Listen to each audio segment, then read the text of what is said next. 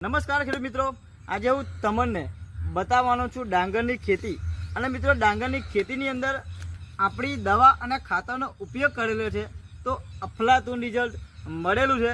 તો પહેલાં પહેલું તમે ડાંગરની જુઓ. આ ડાંગરની અંદર આપણી વસ્તુ વાપરેલી છે તો આખી ડાંગર એકદમ લીલીછમ છે અને આની અંદર તમને કોઈ પણ જાતની તકલીફ જોવા નહીં મળે, બરાબર. અને બીજું ખેતર છે કે જે આપણી વસ્તુ વાપરેલી નથી, આમાં ખાલી યુરિયા ખાતરનું એ બધું જે કેમિકલ આવે છે એ વાપરેલું છે. તો આની અંદર તમે ફૂટ જુઓ છો તો આમાં ફૂટ કોઈ પણ જાતની છે નહીં, એક જ ધારા ટીપા છે અને કોઈ પણ જાતની તકલીફ છે બધી, બરાબર.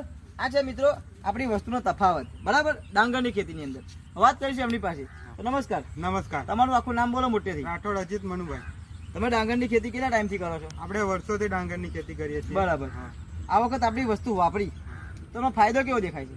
ફાયદો સારો છે, આપણે વિકાસ સારો છે, ફૂટ સારી છે, પ્લસ કે ઉત્પાદન બી વધશે એવું લાગે. બીજા ખેડૂત મિત્રો આપણી આ વિડીયો જોશે એમને તમે શું કહેવા માંગો છો?